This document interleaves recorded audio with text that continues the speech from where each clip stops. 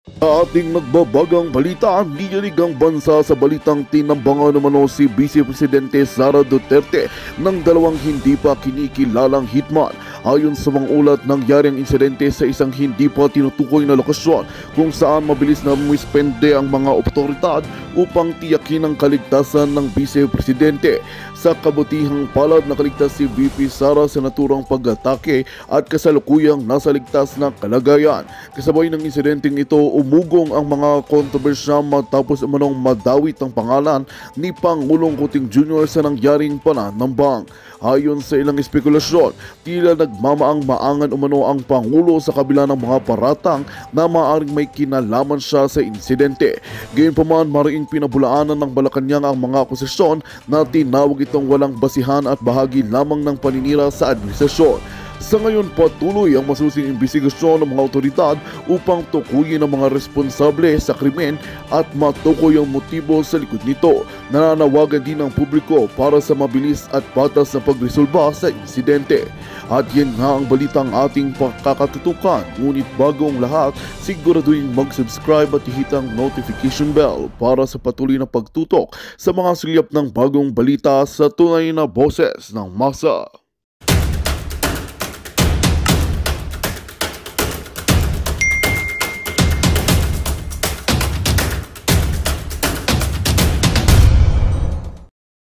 That our freedoms, our rights, and our very constitution will undergo this state, hindi lamang of disrepair, but it is close to a failure of state.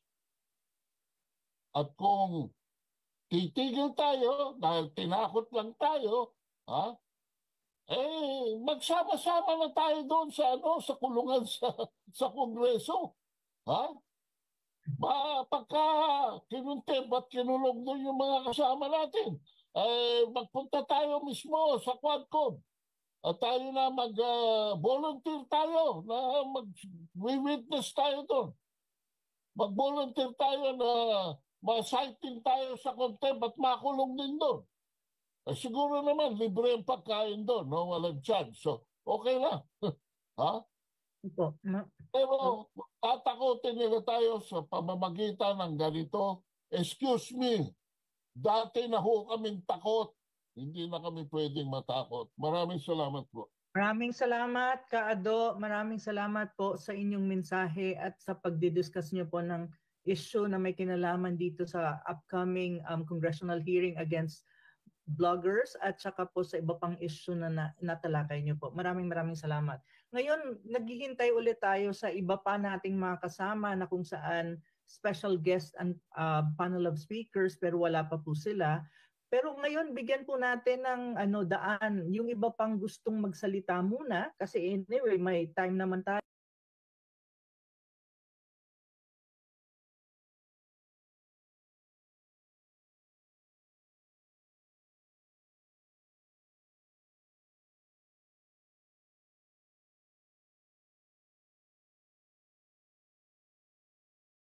And then i-recognize po namin kayo.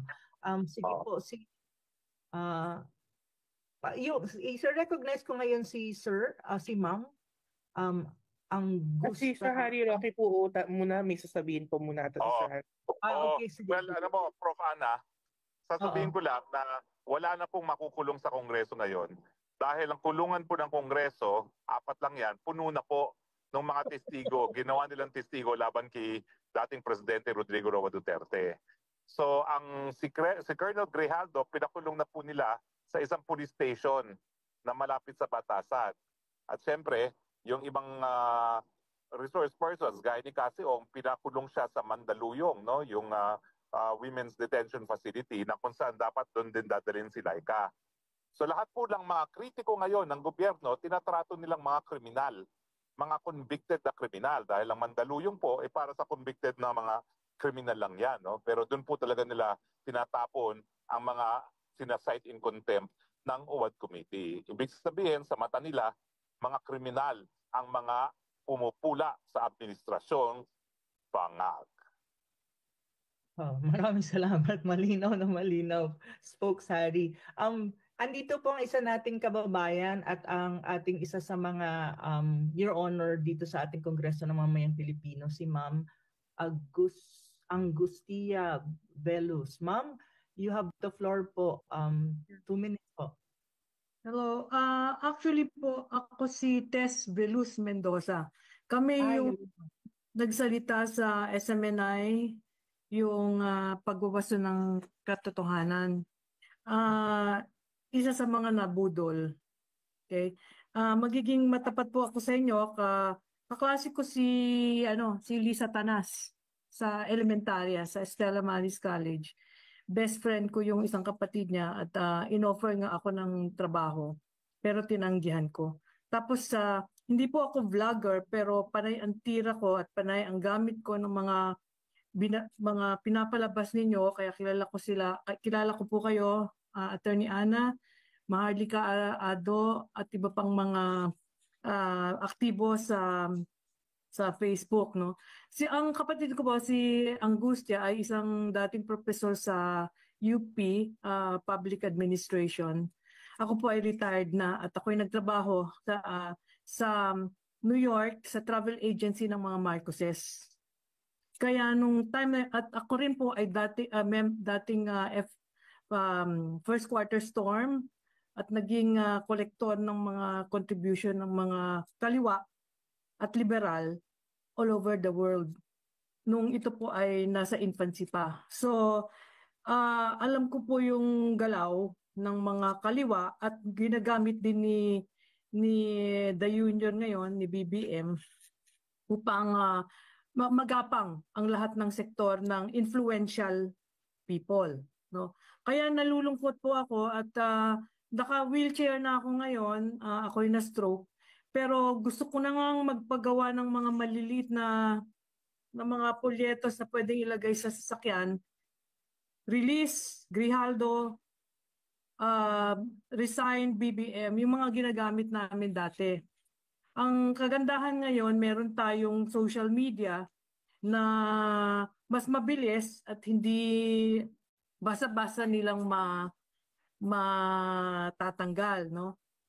Isa rin sa mga ginamit, ito nga ang iniisip ko ngayong Tuesday, iniisip ko magpagawa ng malaking streamer na yun na nga, maski mag-isa akong pumunta kasama yung 2 sisters ko. 3 po kaming UP kasi. Kahit nasa sarili ko, sabi ko nga, i-wheel ako doon, maski wheelchair o naka-cane ako, that will call attention. Kasi yung matatanda, mas binibigyan nila ng respeto at siguro naman kung nandun ako na maaga sa batasan, kaming mga babae, laban na. Kung talagang sasaktan nila kami, that would be good for the cause, no? Hindi ako natatakot. Clearly, hindi negotiable ang BBM, Tambaloslos at Lisa Tanas. Yan ang pagkakaalam ko. Kung kaaway-kaaway, ginagamit din yan ng demonyo kasi. So ang position ko is they will not bog down. We will have to be more aggressive and we have to have a plan on how we are going to do these things. No? But one of the things na sumagi sa isip ko, kasi tumira rin po ako sa Amerika at nagtrabaho din ako sa law firm. Yung kapatid ko, si Mon Velus, na dating advisor din ni Tatay Digong sa insurgency. Namayapa na siya ng Delta, no? Sila yung nagdemanda sa Marcos ill-gotten wealth at nakakuha sila ng pera. So ano ang panlaban natin sa sabi nga ni Secretary Spokes Harry, wala nang makukulungan doon. Pero pwede pa nilang gamitin ang mga kulungan sa ibang mga munisipyo. So ang ano ko is how we can file a case sa Amerika. Na kailangan kasi mag-file ka ng case para mag-TRO eh. And since marami silang assets sa Amerika, class action suit will be good. Hindi lang at this time na may na ang administration Trump ay eksakto ang pinaglalaban ng pareho ng kay dating presidente Tatay Digong. magiging bukas ang kanilang simpatya, no, sa atin. At saka si Elon Musk, na siya napakadali para kay Elon Musk na anuhin sila, no, kasi si Elon Musk is really and they all profess to be Christians, no. So as I branded myself before, I was a communist before, but I became a born-again Christian. But my nationalism has not diminished. Ever since, kami magkakapatid, kaya lang kami lumantad nung kay Bongbong dahil against communism kami. But we didn't know na gamit talaga siya ng demonyo. So wala pong negotiation pag gano'n hangga't hindi ang Diyos ang kumukuha sa kanila. So I don't know what we can exercise with plans legally or mass communication way that we can be influential at this point na gumaganda yung laban sa totoo. Gumaganda yung laban. So let's take advantage of this. Maraming salamat. Maraming salamat, ma'am, at mabuhay po kayo. Yung iba, pag gusto niyo pong magsalita, ma'am, paki-mute po ulit para tsaka yes, ma'am. Maraming salamat, ma'am. Ang susunod po nating magsasalita, since we're waiting po dun sa ating mga special guests na nakalagay sa ating poster, ay si yung nakataas ang kamay na si Duterte, si Mr. Jimmy Domingo. Sir, paki-unmute po ng sarili nyo kasi inano ko na po. Pwede nyo na pong i-unmute yung sarili nyo. Ayan. Wait. Hello po. Hello. Naririnig niyo po ako? Naririnig po, sir. Naririnig. Meron po sana akong tanong kay Maharlika. Okay po. Hello po.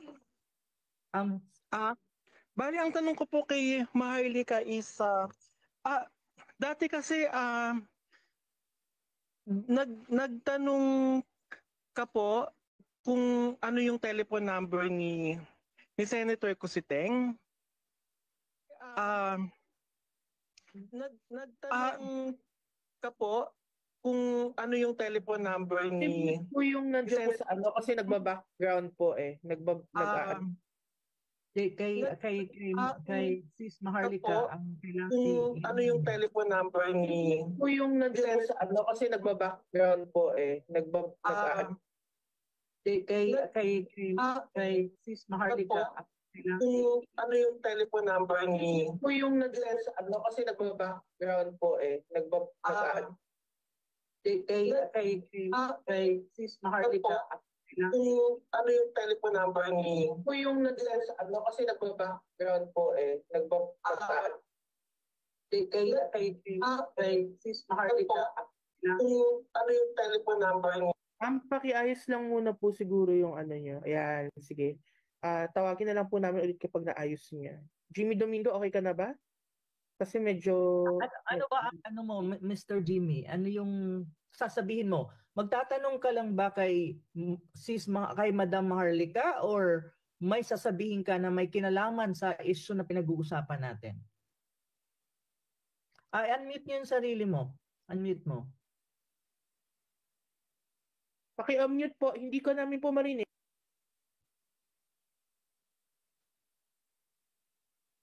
Ito po, hello po. Ito na po. Kasi po dati po, tinanong niyo po dati kung ano yung telephone number ni Senator Nico Cositeng. May pinagbigyan po ako na hindi ko pwedeng banggitin yung pangalan pero nakakausap nyo. Nasabi niya po ba sa inyo yung telephone number ni Senator Nico Cositeng? Ay si ano po yon, si Joey po. Minessage ko sa kanya yung number ni Senator Nico Cositeng. Nabanggit po ba niya sa inyo? Sir, meron po akong gustong anuhin sa inyo. Pag mga ganito pong usapan, mamaya minessage ko sa kanya yung number ni Senator Nico Cositeng. Nabanggit po ba niya sa inyo? Sir, naka-live po kasi tayo ngayon, ma'am. Oo, naka-live po tayo, sir. Yes, nakuha ko po yung number ni Nikki Cositeng. I texted her. I don't know if that's the right number, pero yes. Oo, naka-live po tayo, sir. Sige po, opo. Ako po yung Thank you number po. ni Suteng. Aha. Texted her. I don't Opo. know. Bali, kailangan po i-off ko po kasi po nag-e-echo po mahirap po dito sa ano, parang may problema po sa communication ko. Pakiiba po muna, baka may iba pang magsasalita. Kailangan po i-off ko po kasi Hindi, pwede ka na, Jimmy. Okay, sorry. Oo. Sige po, habang pong nag-aantay tayo sa mga iba kasi hindi pa po sila nag-reply. Siguro madagdag ko lang din po, during the time of pandemic din po, no? I mean, alam niyo naman ng time ng pandemic na napaka-crucial noon at ang dami nagsasalita. Kesyo, alam niyo yun, kesyo kung ano-ano po mga pinababati ko sa ating administrasyon, lalo-lalo na ang Departamento ng Health nung time na yon, di ba? And basically, we are all, lahat tayo were during as a first-time public servant at that time, naintindihan natin yung pinasukan natin na bilang public servant. So, ibig sabihin po nun, ang pambabatikos po ng ating mga kababayan, ng mga opinion po nila, ay valid po yan. Hindi po nirirespeto natin yan. In fact, during the time of PRRD, kahit ang media ay nambabatikos sa kanya, gumawa pa kami ng PT forms or ano ba yun, yung media security para sa kanila na walang curtailment of they have to be safe, they have to be given the right yung gumawa pa ng Office for Media Security, hindi po ba? Which is now still existent under this administration and which I'm very glad na tinuloy nila. So sana po, ganun din po sa ating mga vloggers, sa mga vloggers natin. In fact, naalala ko pa nga nun, even ang mga pro-Duterte vloggers at that time, nang babatikos talaga. Even doon sa mga secretary, doon sa mga they're giving their own piece about how the administration or how what the cabinet is doing, 'di ba? May narinig po ba kayo? Wala naman tayong we have to treat them very well. Yun ang instruction sa atin ng ating mabuting President Duterte. So I hope that our public servants would also see in this point of view that we are all number one, we are private citizens now. I'm a private citizen. I'm a law student, and I exercise my freedom. I exercise my Bill of Rights, and at the same time, also, we must exercise the Bill of Rights of all the people. We are also taxpayers' money, diba? We are payers of taxpayers as well. So public servants are answerable to all taxpayers, regardless if they are speaking up, bloggers, vloggers, or whatever it is they are taxpayers. Maraming salamat po. Maraming salamat, Pebs. Tatawagin ko lang si Mr. Rudy Indonesia. Yeah. And, sir, paki-unmute po ng nyo. At saka, okay sir, sandali lang. Ayan. Okay. Sige sir, 2 minutes po tayo. At saka dun sa iba na gustong magpahayag ng inyong mga saloobin, pag-raise lang po kayo ng hand, i-recognize ko po kayo. Maraming salamat po. Yes, sir. You have the floor. Good evening po, Ma'am Ana, Ms. Maharlika, at saka Attorney Harry Roque. Ma'am, kung pwede, you give me ample time a bit because I have quite a substantial subject to speak about. As much as possible po, sir, since we have a lot of people who are also here and who would want to speak, I'll give you, sir, the time that you need, but please be direct to the point po. Kung ano po okay ang on the specific issue that we're talking about. Actually, ma'am, medyo marami ito, but I'll just try to summarize each and every segment of what I'd like to discuss. Number one, yung una is gusto magkilala sarili ko, tapos anong background ko. Then I'll talk about... Sir, I have to cut you from cut ko lang ho kayo. Sir, I think the last na natin Kongreso ng Mamamayang Pilipino, nagpakilala na po kayo at nakilala naman po kayo. So I think, sir, what would I advise right now is go to this point and go to the heart of the matter po. Kung ano ang gusto niyo sabihin na may kinalaman sa issue. Mamaya na po natin yung mga introduction about yung background natin as kung sino tayo and all the things. I think, sir, the last time that we had the session, you were given ample time po para ipahayag kung sino po kayo. Pero this time, sir, so that we'll have more time for other people, diretso po tayo doon sa mensahe na may kinalaman po sa issue na pinag-uusapan natin ngayon sa ating forum po na ito. Para sir, hindi masayang yung oras nyo kasi ang rule po natin is we have 2 minutes for each person po na magsasalita po. Maraming salamat, sir. Sige po. Since because of my exposure to Southeast Asia at ako nakabase sa Indonesia, I'm a leader of the Filipino community, expatriate community in Indonesia. Last time, ma'am, you mentioned about na perhaps to be able to solve our national problem, baka kailangan natin ng, kumbaga, drastic na mangyari sa bayan natin. I like to refer kasi inaral ko, halimbawa ang Indonesia, dapat tingnan natin yung mga mga karatig bansa natin. Bakit sila nag-i-improve? Okay? The last 40 years I've been out of the Philippines. Dito ako naglilibot sa Asia. So I think hindi na tayo lalayo. We look at Indonesia, we look at Malaysia, we look at Singapore, we look at Vietnam, Thailand. If you try to look at, except Thailand, kahit sa Thailand, we just focus on talagang yung mga kapares ng DNA natin, Malaysia. Lahat sila, they were able, may history sila. My suggestion is we leverage on those Filipinos based na kabase sa Southeast Asia na alam nila yung real situation, na pag-aralan nila. So, dumaan sila ng ma'am, kasi last time you mentioned, you look at the French Revolution, you know, perhaps the China communist movement and so on and so forth. So, it was a bloody before they make it good.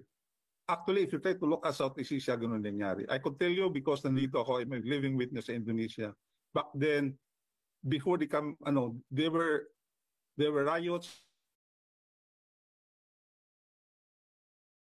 For same thing as Malaysia, the same thing as Vietnam. So I do not know. I'm not advocating that there will be but I think as a Filipino, nakita ko sa social media, there are many talks, but wala pang nangyayari. So I think we have to, from a strategic standpoint, we have to look at it. And I think siguro mas maganda kasi marami itong OFW dito. I-cluster natin kung anong area of interest, whether sa blogging ba, sa sa what is this, historical context ba, ano bang interest nila na halimbawa ako, I could speak about ICC issues, for example, outside as Philippines vis-a-vis Southeast Asia. Okay? Something that I could contribute, something like that, you know. But in terms of blogging, I could also contribute how is the blogging in Indonesia compared to the Philippines. Halimbawa, sabihin ko, how is the hearing in the Philippines versus Indonesia? Dito walang nako-contempt sa yung mga So these things, you know, ito yung parang makashare namin as OFW na So when the Parliament calls a hearing for executive department, they will talk about performance. Paano nila gawa? How are they able to improve the lives of the citizen? Of course, there are corruption. If there's prima facie, there's indicative, they move it to the court. And if it's really a sensitive case, they make the court litigation live. Things like this na pwede kong ma-share, ma'am. So kahit sa blogging, you know, there's a limit, but I think there's also some uniqueness in the Philippines as well as dito. So to be honest lang dito, they say the facts, and if they're not sure of the facts, they will say this is any speculative data, speculative information, hindi pa facts, is still to be validated. Something like that, ma'am. So with respect to blogging, but I think kasi marami na tayong ginagawang story, marami ng discussion. I think we have to, what is next? I think along the line, by the way, ma'am, I'm also part academe. I taught strategic management. Magandang balita ang hatid namin sa inyo ngayong araw. Sa pagtatapos ng aming balitaan, nagbigay kami ng mga mahalagang impormasyon. Maraming salamat sa pagtutok at pagsuporta sa aming programa. Huwag kalimutang manatili sa mga susunod na araw para sa mga bagong balita at mga kwento na dapat nating abangan. Mula sa Boses ng Masa, magandang araw, Pilipinas!